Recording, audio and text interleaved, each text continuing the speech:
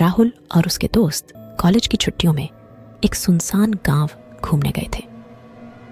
गांव के किनारे एक पुरानी हवेली थी जिसे लोग भूतिया हवेली कहते थे।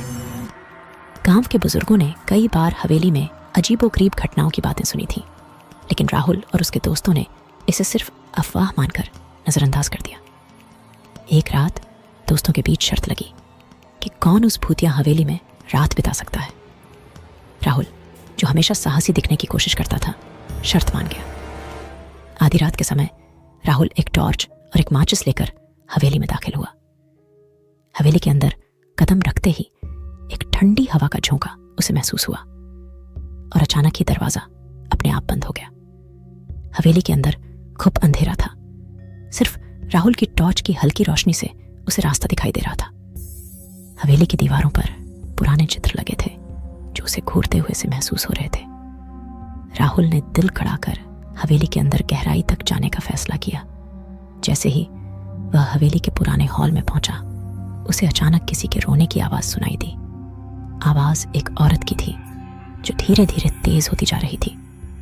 राहुल की धड़कनें तेज हो गईं, लेकिन उसने सोचा कि यह सिर्फ उसका भ्रम है। वह जब हवेली के ऊपर वाले मंजिल पर पहुंचा तो उसे एक दरवाजा दिखा जो खुद ब खुद धीरे धीरे खुल रहा था।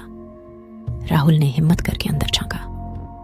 वहां उसे एक पुरानी तस्वीर दिखाई दी जिसमें एक महिला और एक बच्चा खड़े थे।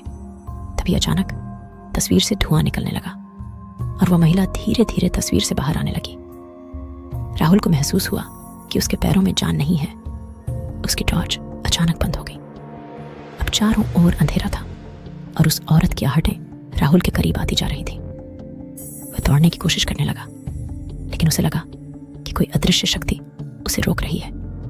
तभी उसकी गर्दन पर एक ठंडी उंगलियों का स्पर्श हुआ। राहुल ने डर से अपनी आंखें बंद कर लीं। जब उसने आंखें खोली तो वह महिला उसके सामने खड़ी थी। उसकी आंखों में गहरी नफरत थी। अचानक से हवेली के दरवाजे खुलने की आवाज आई और राहुल ने अपनी पूरी ताकत से दौड़ लगाई। वह किसी तरह हवेली से बाहर निकला, लेकिन उसकी आंखों के सामने वह भयानक चेहरा बार बार आ रहा था। राहुल के दोस्त उसे हवेली के बाहर बेसुध हालत में पाए।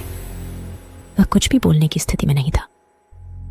उसके चेहरे पर डर की छाप साफ दिखाई दे रही थी। जब उसने अपने दोस्तों को यह घटना सुनाई तो कोई भी उसे यकीन नहीं कर पाया, लेकिन राहुल जानता था कि जो उसने देखा वह सिर्फ एक सपना नहीं था। हवेली की वो रात हमेशा के लिए उसकी यादों में दर्ज हो गई। गांव के बुजुर्गों की बात सच थी। उस हवेली में कुछ ऐसा था जो रात को जागता था।